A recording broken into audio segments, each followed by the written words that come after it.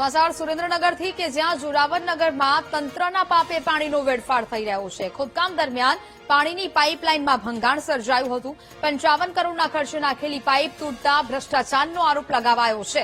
મહાનગરપાલિકાના સત્તાધીશો pipe repair કરવા ન આવ્યા હોવાનો આરોપ છે, જેમાં જીયુડીસીએ સૌની યોજના અંતર્ગત જોરાવરનગરમાં પીવાના પાણીની પાઇપ નાખી હતી। 55 કરોડના ખર્ચ કરવા છતાં દરરોજ 15 જગ્યાએ પાઇપ તૂટતી હોવાની ફરિયાદો છે તે મળે છે। દૈનિક ફરિયાદને ધ્યાનમાં રાખીને મહાનગરપાલિકા હવે વધુ 38 કરોડનો ખર્ચ કરશે।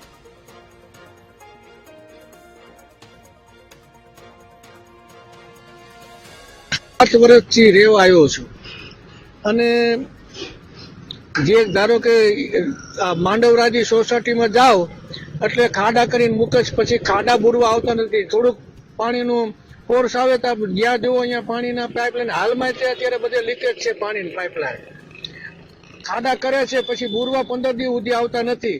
તો આ જે સિનિયર સિટીઝન હોય કે ઉંમરલાયક હોય એ ખાડામાં પડે છે ને હાથ પગ ભાંગે છે, તો એનો જવાબદાર કોણ? સરકાર અને સુરેન્દ્રનગર મહાનગરપાલિકા દ્વારા આજે સંયુક્ત નળ સે જલ યોજના અંતર્ગત જે આખા વઢવાણ વિસ્તારમાં સુરેન્દ્રનગર, જોરાવરનગર, રતનપર આખા તમામ સુરેન્દ્રનગર મહાનગરપાલિકા વિસ્તારમાં 55 કરોડ કરતા પણ વધારે રકમથી આજે નળ સે જલ યોજનાની પાણીની લાઈન ફિટ કરવામાં આવી।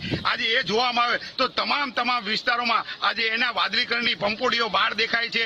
આજે એ ગટર સાથે જોડાયેલી દેખાય છે। આજે રસ્તામાં ખુલ્લેઆમ જોવા આજે દરેક જગ્યાએ જોવામાં આવે તો એના પાણીના ખાબોચિયા ભરે, દરેક વારો આવે ત્યારે દરેક લાઈન તૂટેલી જોવામાં આવે છે। આજે 55 કરોડ રૂપિયાનું શું ભ્રષ્ટાચાર થયો છે? પાલિકા વિસ્તારમાં જીઓડીસી દ્વારા જે પાણી લાઈનનું ડિસ્ટ્રીબ્યુશન નેટવર્કની કામગીરી કરવામાં આવેલી હતી, જેમાં લોટ ઓફ લીકેજ થવાના કારણે વારંવાર પ્રોબ્લેમ ઊભા થાય છે। નગરપાલિકા દ્વારા દરેક વોર્ડમાં ટીમો બનાવી અને લીકેજની કામગીરી સત્વરે હાથ ધરવામાં આવે છે, પરંતુ રોજના 15-17 લીકેજો પર ડે થતા હોય એટલે રોજની કામગીરી કરે છે। નવા લીકેજો પણ થતા એટલે ફરિયાદો આવતી હોય છે।